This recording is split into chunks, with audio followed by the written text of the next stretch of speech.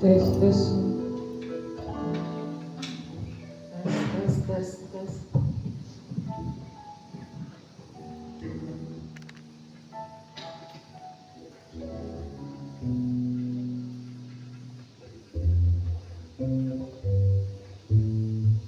Puji Tuhan, shalom Bapak Ibu. Haleluya. Puji nama Tuhan, kita akan mulai ibadah memperingati hari kematian Tuhan kita Yesus Kristus. Kita mau siapkan hati kita mau datang kepada Tuhan. Terima kasih Bapa di dalam surga untuk kesempatan pagi hari ini Tuhan, atas waktu yang Tuhan berikan bagi kami untuk kami boleh datang kepadamu Tuhan. Kami mau naikkan pujian syukur kami kepadamu Tuhan. Terima kasih atas pengorbanan Tuhan Yesus di kayu salib untuk menyelamatkan setiap hidup kami Tuhan. Terima kasih Tuhan, terima kasih. Haleluya. Kita mau angkat pujian bagi Dia Yesus telah mati bagiku.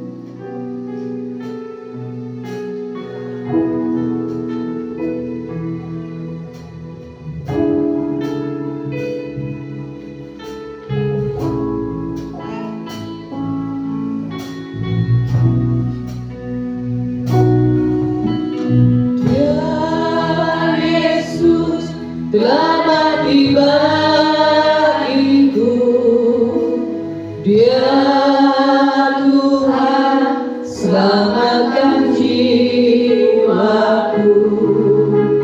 Bagi Dia pujianku, tak dapat ku balas kasih-Nya. Dia angkatku, Dia angkatku jadi anak.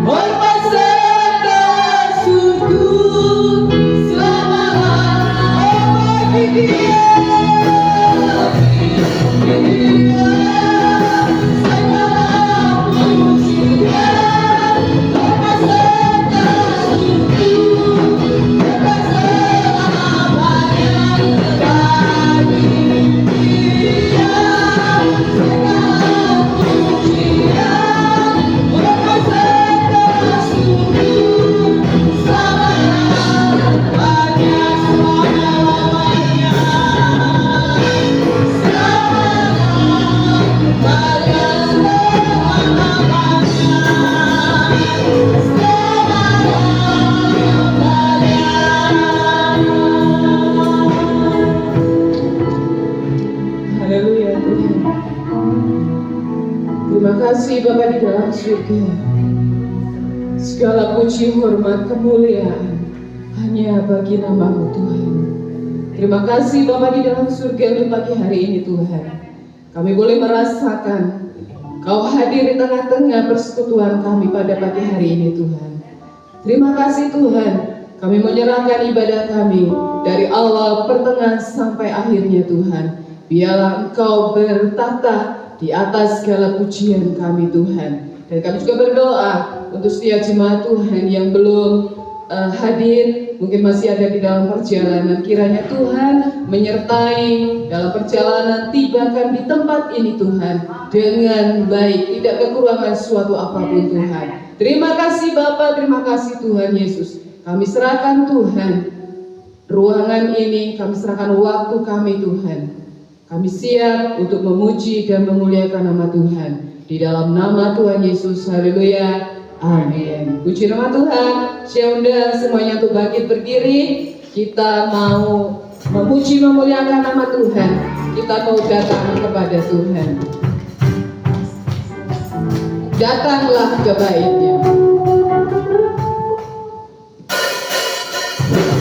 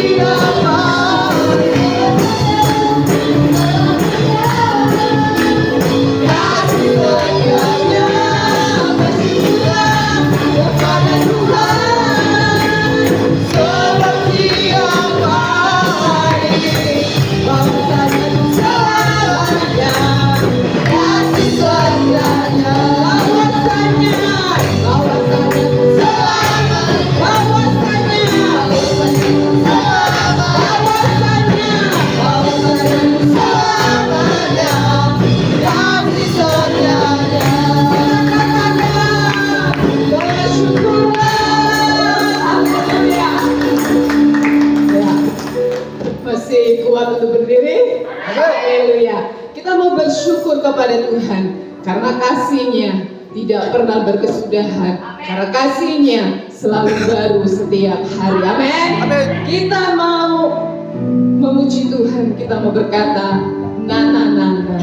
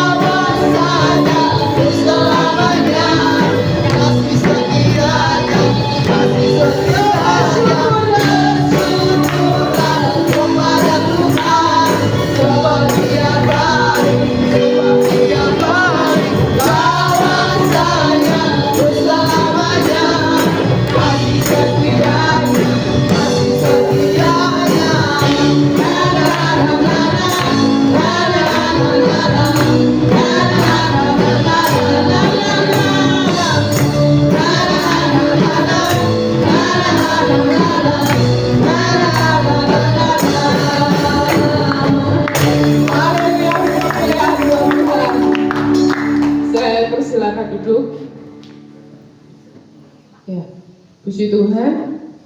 Saya buka ruang kesaksian, mungkin Bapak Ibu yang akan rindu menyaksikan janji cinta kasih Tuhan, boleh maju ke depan.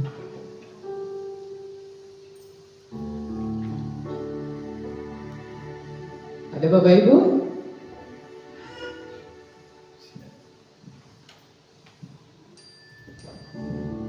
Shalom. Saya mau kesaksian. Pada sore saya menunggu, karena saya lapar ya. Saya menunggu seseorang mengantarkan sesuatu kepada saya. Sampai sore itu, sampai malam hari, saya nggak tahan. Sakit sekali perut saya. Lalu saya bilang sama suami saya, yang saya lapar sekali, saya mau makan Indomie. Wah, lagi hujan, makan Indomie yang hangat pakai telur enak sekali ya. Terus Yayang bilang gini, yang nggak boleh makan Indomie, nanti asam lambungmu naik. Sebelum nggak apa-apa sekali-sekali, saya kepingin sekali. Dia masih jangan ya. Terus saya diam, terus saya ke belakang. Terus saya bilang, Wahyu, saya lapar. Tolong bisa masak Indomie mie soto. Terus ya katanya. Udah saya mie sotonya jadi, saya pakai cabai 2 ya. Terus saya bilang, ya Oma, dia potongin cabainya 2. Dia bilang, ini Oma. Terus saya bilang, rebus telur 3 ya. Saya bilang, wah enak sekali ya. Punya pikiran loh, oh pasti enak ya. Ada telur rebus, ada Indomie, plus cabai, plus caisim. Wah, caisim itu sawi bakso. Terus saya makan dengan enaknya. Terus saya kupas telurnya 1. Saya nggak makan 3, cuma 1, yang 2 besok. Terus saya makan. Saya biasa kalau makan nggak makan merahnya, putihnya saya kasih Wahyu. Wahyu, ini putihnya kasih kamu. Oh, dia senang sekali merahnya. Dan juga paginya saya juga makan 1 juga, merahnya saya kasih Rian. Tapi Rian sedikit sombong. Dia bilang nanti aja. Saya bilang makan sekarang, pasti enak. Tetap dia taruh di piringnya. Ya, udah itu saya selesai makan. Wah, keringatan ya, oh enak sekali. Saya bilang Tuhan terima kasih. Oh enak sekali Indomie. Sejam kemudian saya merasakan asam lambung saya naik sekali. Dia nyodok ke jantung saya. Pak. Wah, ini saya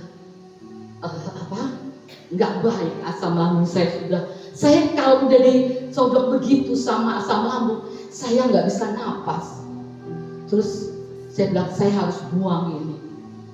Saya ke kamar, saya minum air hangat. Saya bilang ini kalau diterusin nggak baik buat jantung saya. Terus saya minum air hangat yang agak hangat, saya minum segelas. Masih belum dia mau muntah, saya minum lagi segelas. Wah, ini sudah ngajakin muntahnya. Saya ke kamar mandi, saya buang, saya muntah. Terus saya muntah lagi. Itu suami yang selalu siap siaga. Kalau kita ajak ngobrol dia nggak dengar. Kalau saya muntah dia dengar. Dia masuk ke kamar mandi. Ya yang kan kenapa? Ini gak enak saya bilang. Terus dia nggak ngomong bahwa ini kamu nggak dengar gara-gara kamu minum. Kamu tadi makan apa? Indomie. Dia cuma bilang gitu. Terus dia pijit belakang saya. Terus saya muntahin lagi. Saya dipijit lagi. Saya muntahin lagi. Habis itu Indomie habis. Gak ada lagi sisa. Terus saya punya asam lambung itu, saya punya lambung terasa lega sekali, kayak merdeka, nggak ada lagi apa-apa, kayaknya udah rasanya lepas dari sodokan jantung saya dari asam lambung itu. Terus saya bilang, Tuhan, saya salah, ampuni saya Tuhan. Saya telah mencobai Engkau. Padahal Tuhan sudah pakai suami saya untuk mengatakan jangan makan Indomie itu. Itu memang saya katakan sekali lagi, kalau kita ada asam lambung atau jangan sekali-sekali makan Indomie itu, enggak baik. Saya tahu itu enggak baik, tapi saya kepingin. Nah itu yang saya dapatkan. Lalu saya selesai itu saya rasanya enak badannya, langsung saya pengen tidur, langsung saya bisa tertidur sampai besok pagi. Dan kalau saya nggak muntahkan itu nggak baik buat napas saya. Itu kalau dia disodok begitu asam lambung itu, saya nggak bisa napas. Saya rasa dia mau mukulin mau buat jantung saya keluar untuk saya tidak bisa napas. Itulah saya bilang, sama Tuhan. Tuhan, saya nggak mau lakukan ini lagi. Saya minta maaf. Itulah yang kita harus lakukan. Ketaatan yang Tuhan katakan kita harus taat. Kalau kita nggak taat, kita akan menerima resikonya. Saya bilang sekali lagi, Yayang, I'm sorry, maafkan saya ya. Dia selalu mengingatkan saya, dia suami yang baik buat saya yang Tuhan kirimkan. Saya ngerasakan, saya selalu berdoa untuk kepada Tuhan, Tuhan, saya mau suami saya 120 tahun, biar dia bersama saya terus sampai Tuhan panggil kita berdua. Tapi Tuhan, suami saya katakan apa? Saya nggak mau 120 tahun. Kenapa kamu nggak mau? Saya sedikit marah. Lah, saya 120 tahun, kamu berapa tahun? Katanya, nanti saya masih ada, kamu nggak ada. Oh iya, nanti kita hitung-hitung lagi berapa supaya kita bersama tahunnya. Saya baru ingat benar juga apa yang dia katakan. Kita harus menghitungnya. Saya bilang, coba ya yang tolong bantu saya hitung berapa kalau kita sama. Tapi sampai sekarang belum kedengaran ya hitungannya. Saya percaya Tuhan selalu memberikan yang terbaik bagi anak-anaknya. Itu kesaksian saya. Kita harus taat dalam segala hal, meskipun itu hal yang kecil. Kalau kita taat, pasti ada sukacita, pasti ada pertolongan Tuhan yang selalu ada buat kita. Dan juga ingat hari ini hari kematiannya, dia berkorban untuk kita di kayu salib. Jangan sia-siakan hidup kita, berikan yang terbaik buat Tuhan. Amin.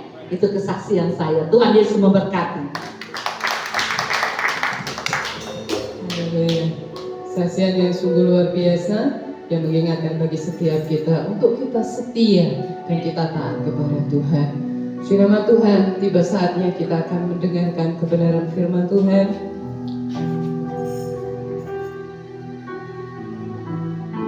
Kita mau angkat pujian karya terbesar dalam hidup.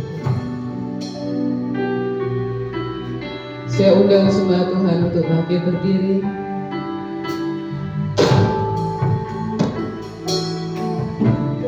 Kasih akan indah, amin. Hati yang mulia, hanya ku temukan dalammu, Yesusku. Pujian dari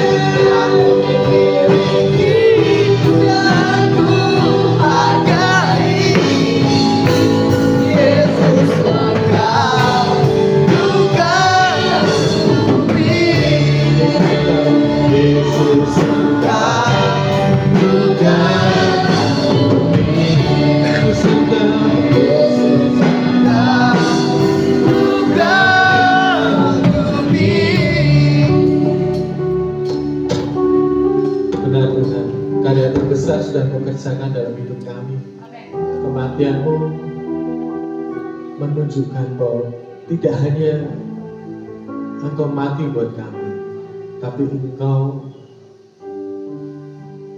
menyediakan kasih yang sungguh berlimpah bagi setiap kami untuk menjalani tantangan kehidupan seperti saat hari ini.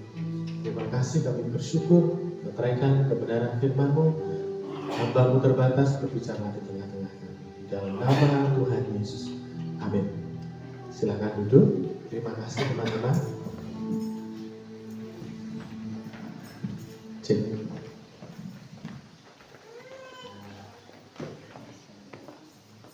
Selamat pagi. Shalom. Sehat-sehat Bapak Ibu. Boleh kasih saya senyuman dulu biar kalau Jumat Agung kan biasanya kita identik itu ya dengan ketenangan, mengenang betapa kasih Tuhan yang luar biasa. Pagi hari ini jangan lupakan untuk tetap tersenyum, gitu ya. Menyapa, gitu, karena katakan Tuhan memberkati, kita tetap sehat di dalam Tuhan. Pagi hari ini Bapak Ibu, saya bersyukur kita semua bisa hadir di tempat ini dalam kondisi yang sehat. Ya ini gambar bagaimana Tuhan diremukkan gitu ya dalam proses kematiannya gitu ya. Kita akan sama-sama belajar tentang bagaimana teguh menghadapi tantangan kehidupan. Biasanya sharing tentang Jumat Agung itu kematian, tapi saya ingin melihat dari sisi yang lain. Kita bisa sama-sama belajar bagaimana teladan yang Tuhan sudah kerjakan dalam hidup kita lewat kematiannya, supaya kita bisa tetap kuat dalam menghadapi setiap tantangan kehidupan. Amin Bapak Ibu. Jadi lewat kematiannya kita bisa belajar. Oh ternyata Tuhan itu memberikan teladan, memberikan legacy atau warisan apa saja sih supaya saya itu kuat sebagai seorang yang mengikuti Tuhan menghadapi tantangan kehidupan. Saya ingin minta tolong kepada teman-teman multimedia yang bisa ditampilkan. Ya, nah ini dia, teguh menghadapi tantangan. Saya tambahin sedikit kehidupan. Nanti kita baca di dalam Lukas 22 ayat 39 sampai 46. Ini peristiwa di mana Tuhan berdoa, Tuhan Yesus berdoa di Taman Getsemani, gitu ya Bapak, teman-teman, Bapak Ibu. Saya ingin tanya dulu ke jemaat di tempat ini. Adakah di sini yang tidak punya problem, permasalahan, kendala atau apapun? Ada? Mungkin semua ya. Dan perhatikan baik-baik. Kita itu tidak bisa mengontrol semua kondisi di dalam hidup kita. Benar nggak Bapak Ibu ya? Kita nggak bisa kontrol. Kita mungkin sudah persiapkan dengan baik hidup kita, tetapi ada hal-hal yang di luar dugaan, yaitu bisa baik, bisa buruk, bisa terjadi dalam hidup kita. Benar nggak Bapak Ibu ya? Kadang kita udah sangat persiapan, Tuhan aku menjaga hidupku, aku sudah sangat percaya. Tetapi kadang ada hal-hal yang memang di luar kendali hidup kita.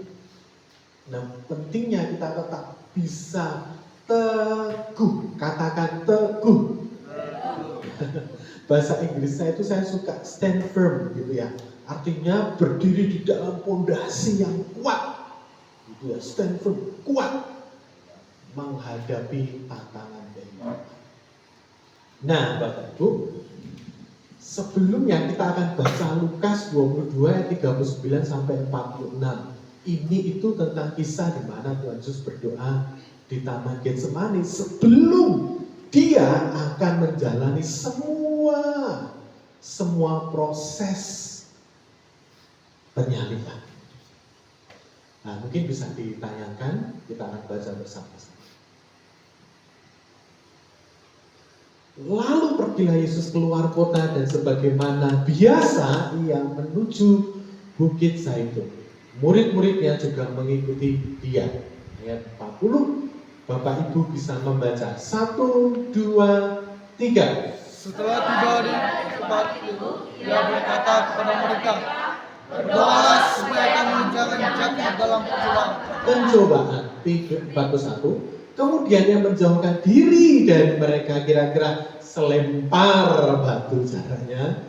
Lalu ia berlutut dan berdoa. Katanya 42 bisa dibaca. Ya Bapakku, jika Engkau mau, ambillah cawan ini daripadaku, tetapi bukanlah kehendakku, melainkan kehendakmu yang terjadi. Maka seorang malaikat dari langit menampakkan diri kepadanya untuk memberi kekuatan kepadanya. 44.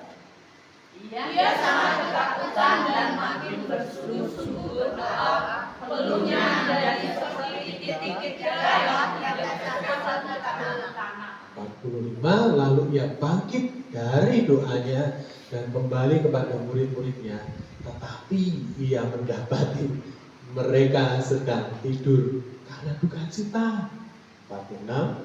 Katanya kepada mereka, mengapa kamu tidur? Bangunlah dan berdoalah supaya kamu jangan jatuh ke dalam cobaan. Ya, terima kasih. Ini ayat yang nanti bisa dibaca. Slide pertama Bapak Ibu, bagaimana kita bisa teguh. Apa yang kita bisa teladani dari Yesus dalam menghadapi tantangan? Tentunya dalam hal ini, apa yang ia akan hadapi dalam proses penyaliban? Saya mau tanya Bapak Ibu, apakah di sini sudah ada yang tahu secara pasti bagaimana kita akan meninggal? Kan kita nggak tahu ya Bapak Ibu ya. Masing-masing kita mungkin, ada yang mungkin nanti ketika tidur Tuhan panggil, gitu ya Bapak Ibu ya. Saya berdoanya kita semua ketika dipanggil Tuhan dalam kondisi yang sehat. Amin. Gitu ya. Tetapi perhatikan baik-baik. Yesus sebagai manusia, Bapak Ibu, waktu itu juga karena memiliki tubuh manusia ya Bapak Ibu ya, dia tahu apa yang akan terjadi dalam proses penyalibannya. Sudah tergambar dengan jelas bagaimana dia akan mati. Saya tanya ke Mas Rian, kalau seandainya Mas Rian melihat, nanti saya matinya caranya seperti ini, bagaimana Mas Rian? Takut, nyeri, gentar. Makanya Bapak Ibu, dalam proses ketika di Taman Getsemani, catatkan tadi di sana, Tuhan itu merasa ketakutan betul-betul, bukan hanya karena proses kematiannya, tapi bagaimana dia akan terpisah daripada Bapa di surga, karena semua dosa manusia akan ditumpahkan kepada Yesus. Mengerti maksud saya Bapak Ibu ya? Jadi Bapak Ibu, ketika Tuhan berdoa sungguh-sungguh, Yesus berdoa sungguh-sungguh, sampai titik peluhnya menjadi apa Bapak Ibu? Darah. Nah itu dalam proses medis dinamakan hematidrosis. Nah, hematidrosis itu adalah situasi batin seseorang yang sungguh-sungguh tertekan dan takut. Ini levelnya sudah di atas stres. Ngerti maksud saya Bapak Ibu ya? Saya pernah mengalami stres, ya, stres banyak pikiran, gitu ya. Tapi tidak pernah sampai mengalami pecah pembuluh, gitu ya. Hematidrosis. Nah, Tuhan Yesus mengalami sampai titik terendah, puncak emosinya betul-betul dikuras di sana. Tapi Tuhan di dalam Yesus Kristus tidak menyerah. Kita bersyukur. Hematidrosis. Nah Bapak Ibu, kalau namanya hematidrosis tadi, batinnya tertekan, jiwanya tertekan, pikirannya tertekan, sampai akhirnya keluar peluh-peluh darah. Ini tubuh kalau disentuh, sebenarnya Bapak Ibu ya, saya baca buku nanti koreksi saya jika salah. Ini tubuh kalau disentuh itu sebenarnya sudah sakit. Ngerti maksud saya Bapak Ibu ya? Sudah kayak manyut, ngilu. Itu proses awalnya baru di Taman Getsemani. sampai nanti mengalami banyak.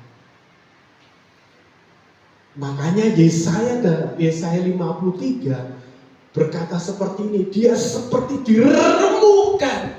Ngerti maksud saya Bapak Ibu ya? Cara kematiannya itu seperti diremukkan.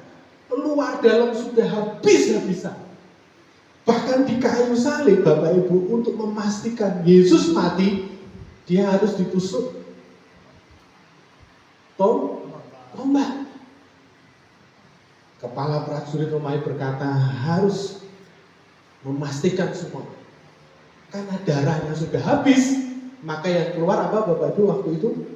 Air. Sudah diremukkan. Tapi Mazmur mencatat tidak ada satupun tulang yang patah.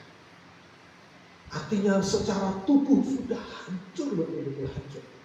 Yesaya 53 mencatat dia tidak lagi tampan. Semaraknya pun tidak lagi terlihat. Kita manusia udah gak mau lihat dia. Itu Tuhan yang mati buat kita.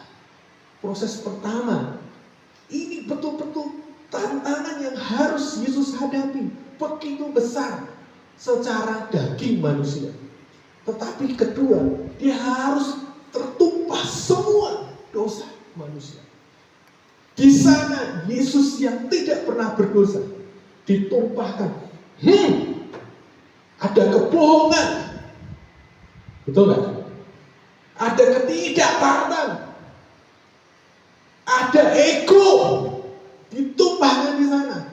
Ada yang nggak suka mengampuni, ditumpahkan ke Yesus. Ngerti maksud saya Bapak Ibu? Itu terpisah. Ada yang sukanya marah-marah, bohong, tidak jujur, maunya menang sedih, tumpah ke sana. Ngerti maksud saya? Dia yang tidak berdosa menjadi berdosa. Itu tantangan. Tapi itulah yang Yesus harus kerjakan di kayu salib. Yang sukanya di sini, saya mungkin berkata aku yang paling penting, ditumpahkan Yesus. Yang sukanya motongan, tumpahkan. Motongan atas gitu, ngambek. Yang sukanya ngomong gak bagus, sakit penyakit, tumpahkan Yesus. Itu yang Yesus harus tahu. Yang masih ragu-ragu akan masa depan, tumpahkan Yesus. Makanya satu pujian, sebab dia hidup, ada hari esok. Karena semua sudah ditanggung oleh Yesus di kayu salib. Ganjaran yang mendatangkan keselamatan bagi kita. Apa yang tidak Tuhan berikan? Kalau anaknya saja dia berikan bagi kita. Apa yang kita harus teladani dari Tuhan Yesus? Walaupun tantangan, walaupun dia melihat begitu susah dan beratnya. Pertama, kita tidak boleh, bisa kita ambilkan,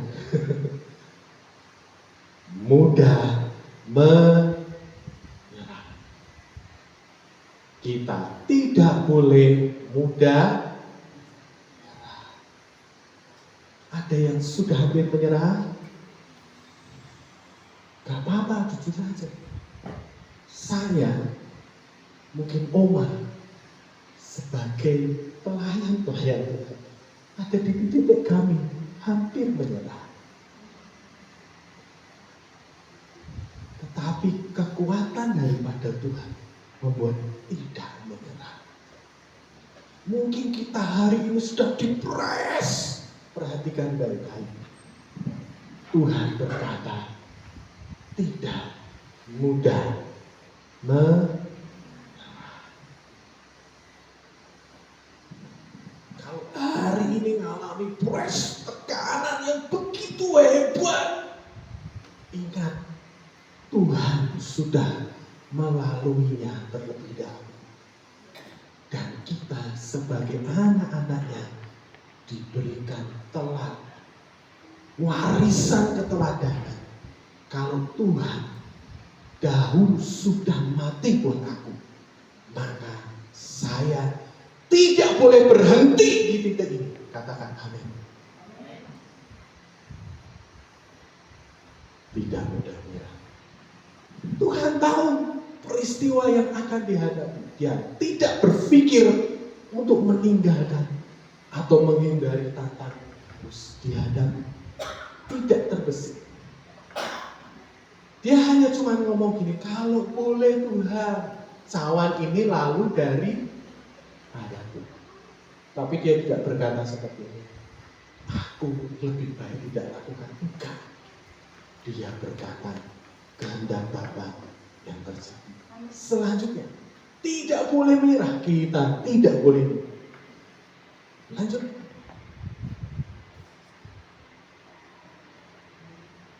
Ini saya tidak baca. Di depan kita selalu ada tantangan, persoalan, dan kesulitan.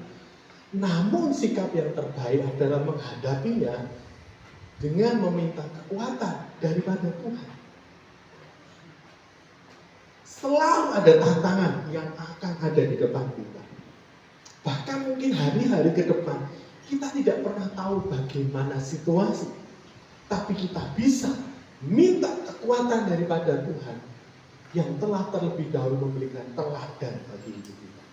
Saya mau bahas secara lebih dalam lagi. Perhatikan baik-baik. Bagaimana sih kita ini bisa tidak mudah menyerah selain daripada kita meminta kekuatan daripada Tuhan. Perhatikan baik-baik. Tuhan Yesus memberikan keteladanan, yaitu lewat integritas. Kalau Bapak Ibu tahu tentang integritas, selalu berkaitan dengan karakter. Tuhan memberikan keteladanan lewat integritasnya. Makanya Tuhan tidak mudah menyerah. Perhatikan baik-baik, di dalam integritas itu ada kata-kata tanggung jawab. Ada kata-kata penuh pengharapan. Ada kata-kata optimis di sana. Keempat, ada kata-kata dapat dipercaya.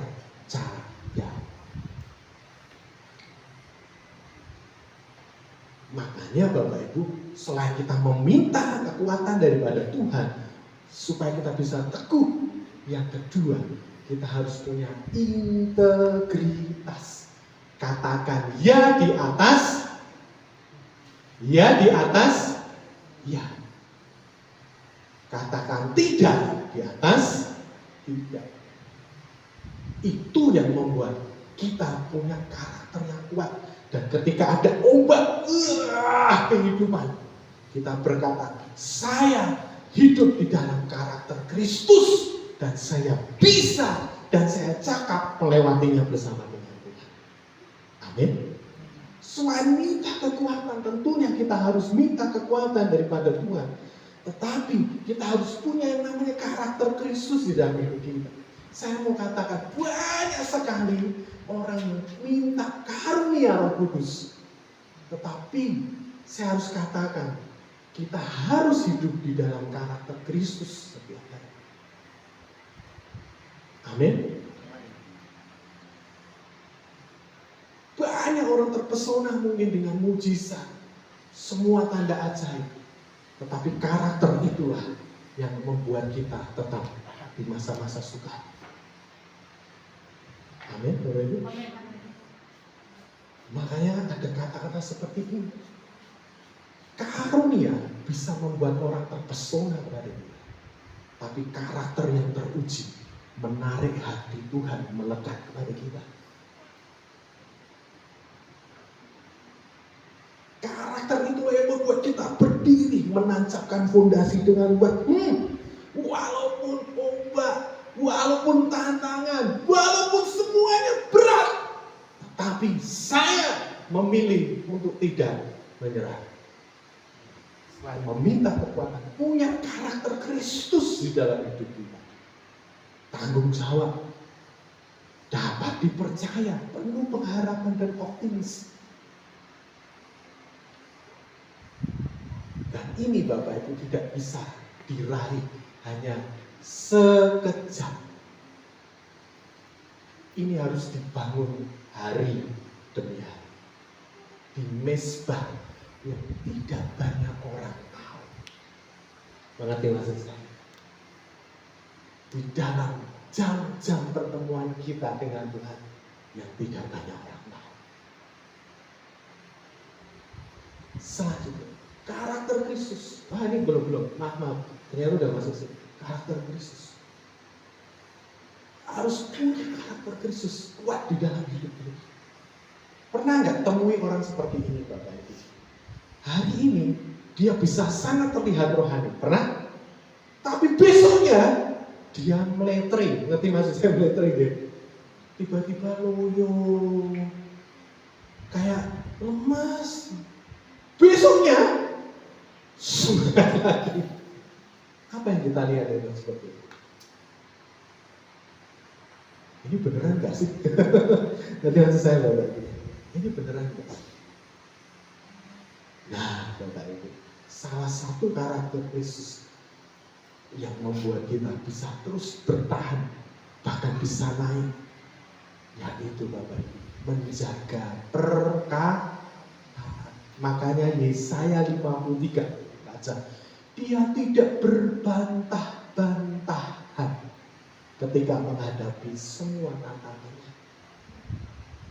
Artinya tidak ada kata-kata sembrono, tidak ada kata-kata yang melemahkan.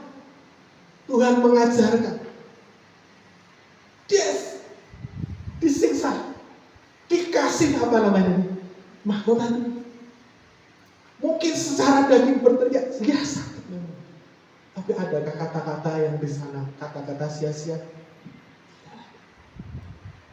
Kita mungkin berangkatnya sudah, berangkat menghadapi semua kendala, semua tantangan kehidupan. Startnya positif, ngerti maksud saya Bapak Ibu ya? Berangkatnya positif, pokoknya bersama Tuhan. Di tengah-tengah perjalanan, mulut ini kalau tidak belajar karakter Kristus akan melemahkan titik awal kita.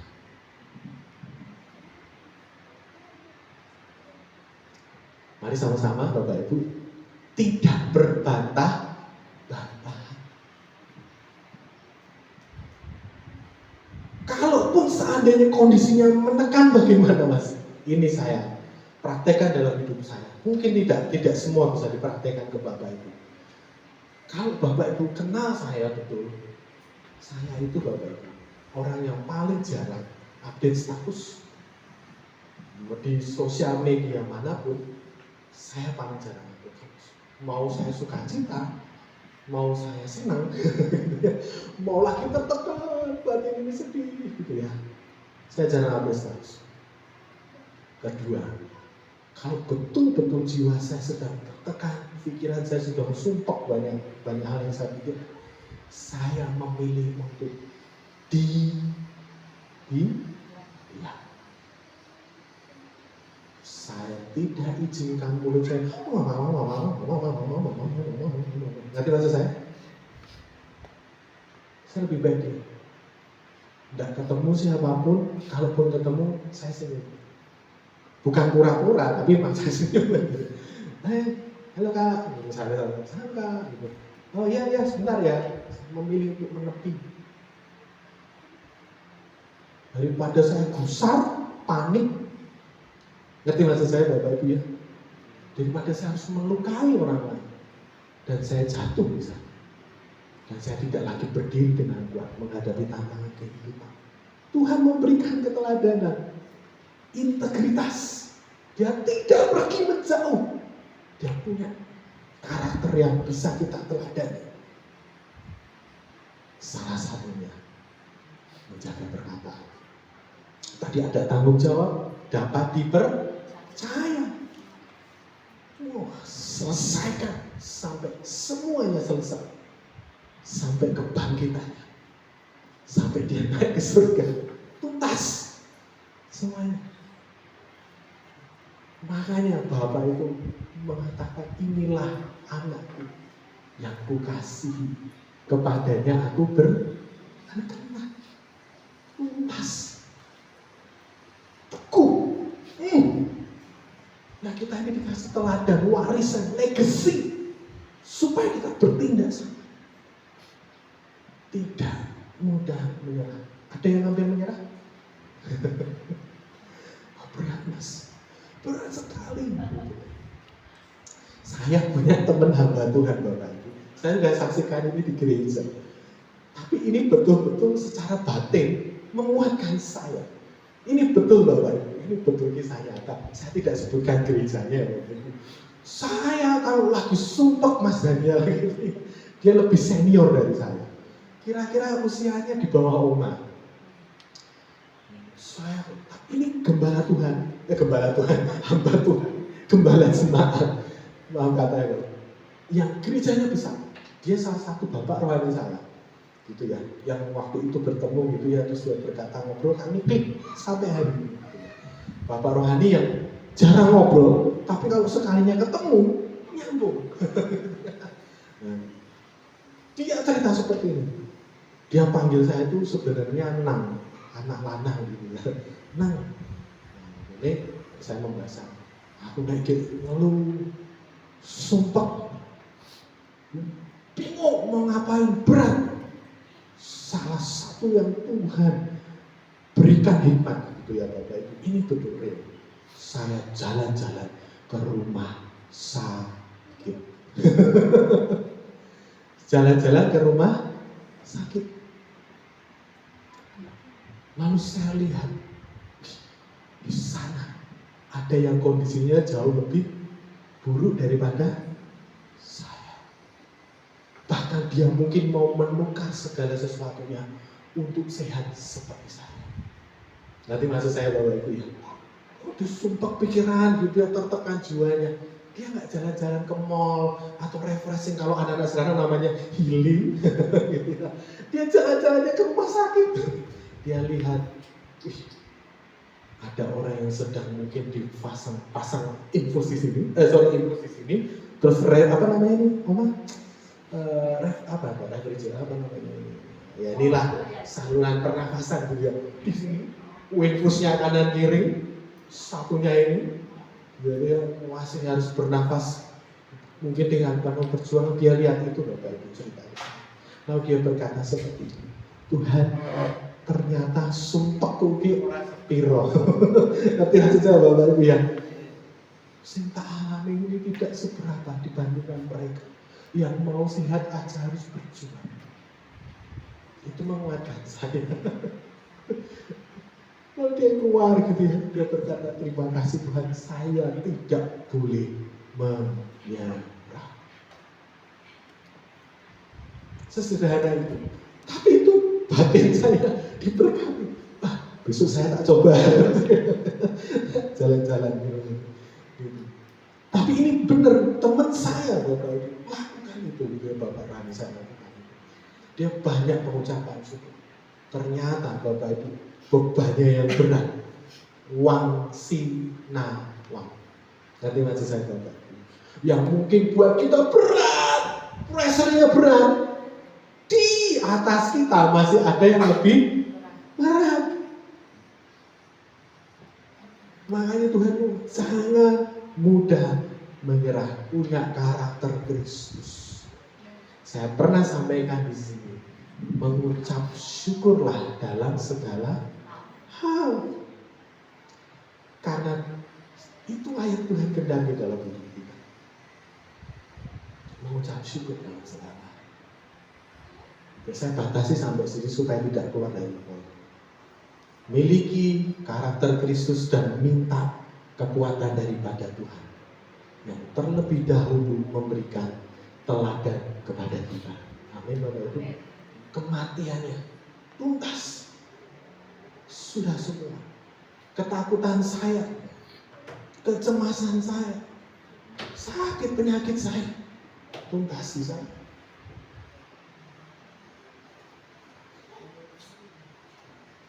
Miliki karakter Kristus, integritas, dan minta kekuatan daripada Tuhan. Yang kedua, menghadapi dengan doa. Sederhana ya Bapak Ibu ya. Kayaknya saya sudah berdoa mas.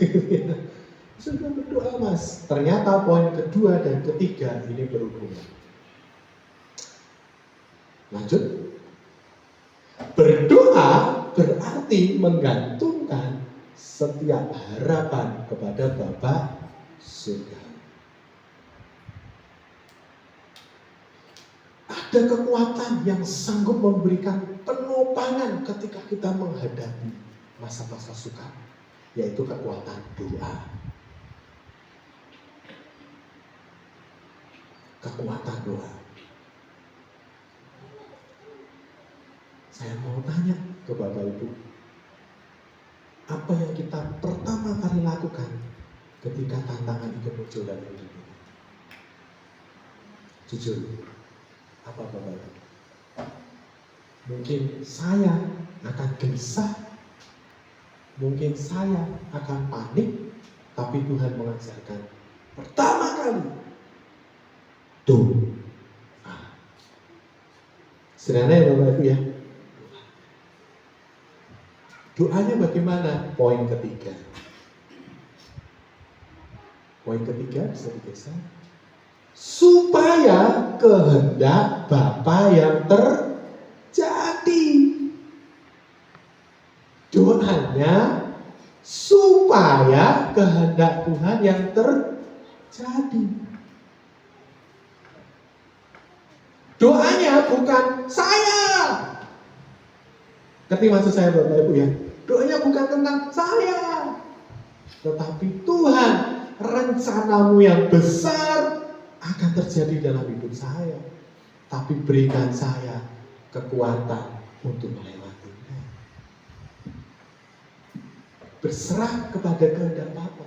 Makanya muncullah kata-kata itu tadi. Kalau boleh sekiranya cawan ini lalu Tuhan daripadamu, tetapi biarlah kehendak-Mu yang terjadi. Doa Yesus, dia berserah kepada kehendak Bapa. Dia menyerahkan semuanya kepada kehendak Bapa. Selanjutnya, Bapa bisa mengubah tantangan-tantangan sebagai alat yang efektif untuk membentuk kepribadian kita semakin tangguh, ulet dan kuat. Doa, tapi bukan tentang kita. Bagaimana rencana dan kehendak Tuhan terjadi dalam hidup kita. Ini mudah atau enggak Bapak? Ini tidak mudah. Ini tidak mudah. Kak Musa, boleh bantu saya ke depan Kak? Ya, silakan.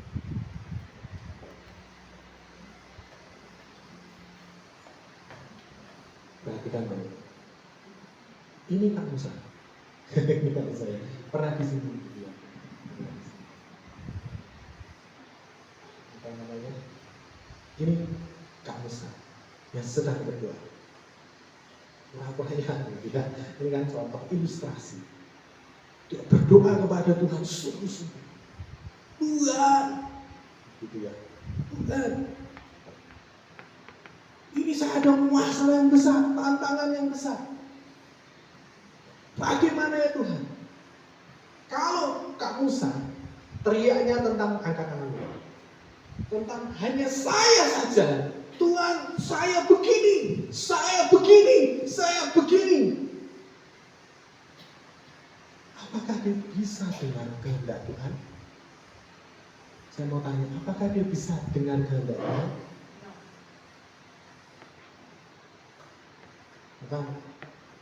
Doa bukan tentang bagaimana saya, tapi bagaimana kehendak Tuhan terjadi. Ngerti maksud saya Bapak? Tolong saya panik Tuhan, saya nggak punya jalan keluar. Betul, secara manusiawi betul nggak? Betul. Tapi Alkitab mengajarkan dalam diam disitulah terletak kekuatan. Biarlah kehendak-Mu yang terjadi. Tuhan Yesus menutup kalimat pamungkas kehendak Tuhan saja yang terjadi. Angkat tangan, berserah Tuhan. Aku mau dengar suaramu. Aku mau dengar kehendakmu. Maka apa yang terjadi? Tuntunan Tuhan terjadi atas diri kamu sendiri. Ketika dia melewati diri dan sebagainya. Tuhan baru mau bicara lewat firman-Nya. Apa? Ya wes, ngomong sih. Baru mau bicara, Tuhan aku panik. Kapan gantian bicara? Berdoa dan menyerahkan semuanya kepada kehendak Bapa. Saya selalu singgung ini, kepada siapa kita beroleh kemurahan, disitulah kita biasanya menghambat. Kalau kita beroleh kemurahan daripada Tuhan, kita selalu terkoneksi. Berdoalah senantiasa setiap waktu. Karena perhatikan baik-baik, Bapak Ibu, medan pertempurannya itu ada di pikiran. Terima kasih Pak Musa. Ada di pikiran. Di pikiran di sini. Pernah ya Bapak Ibu ya keluar dari gereja, gedung gereja, sudah dikuatkan, sudah benar-benar mantep. Baru sampai situ Bapak Ibu, gitu ya. Atau pulang sudah mulai goyang. Pernah Bapak Ibu di sini ya medan pertempurannya ya. Aduh piye, engko gegek piye mak bedundung piye. Hatinya sudah mulai goyah. Makanya kita berkata, serahkan kepada kehendak Allah. Kalau sudah diserahkan, dia akan membentuk menjadi alat yang efektif dalam hidup. Jadi doanya bukan tentang saya, tapi tentang kehendak Tuhan yang dinyatakan atas hidup saya. Ketika di sini sudah mulai berperang sempit, kita berkata dengan iman sungguh-sungguh, Tuhan, ini semua saya serahkan kepada kehendak Bapa yang terjadi. Udah, bertempur lagi kehendak Tuhan yang terjadi.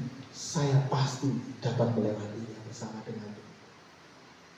Makanya kita mencatat berdoa. Karena pertempurannya di sini.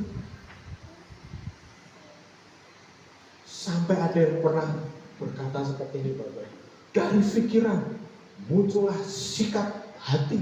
Dari hati muncullah perkataan. Dari perkataan muncullah kebiasaan. Dari kebiasaan muncullah masa depan. Sampai jauh sekali. Ini dan doanya di sini. Sama-sama kita katakan dalam doa kita, Tuhan, biarlah kehendak-Mu yang terjadi. Semua diizinkan Tuhan supaya saya menjadi pribadi yang tangguh, tidak mudah menyerah, dan kuat dalam menghadapi semua tantangan kehidupan. Darahnya sudah menyucikan hidup kita. Kalau kita jatuh, Tuhan ngomong, kalau engkau sungguh-sungguh bertobat, maka dosamu yang semerah kemis akan menjadi engkau sudah mati bagi setiap kami.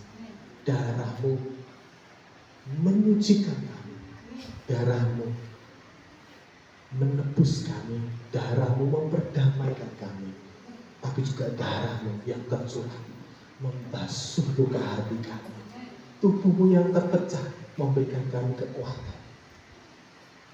Kami tidak akan pernah lupakan dari mana Tuhan mengambil hidup kami. Terima kasih Tuhan. Terima kasih, kami bersyukur untuk segala kebaikan. Sebentar kami akan masuk dalam perjamuan kudus. Kau menyucikan hamba-Mu, mengampuni setiap dosa kesalahan kami, dan menguduskan kami dari setiap pelanggaran. Dan biarlah perjamuan kudus yang kami lakukan tidak menjadi kutuk, tetapi menjadi berkat bagi setiap kami. Di dalam nama Tuhan Yesus, mari kita sama-sama bangkit berdiri karena saling. Engkaulah Tuhan di hidupku, kuasa berikan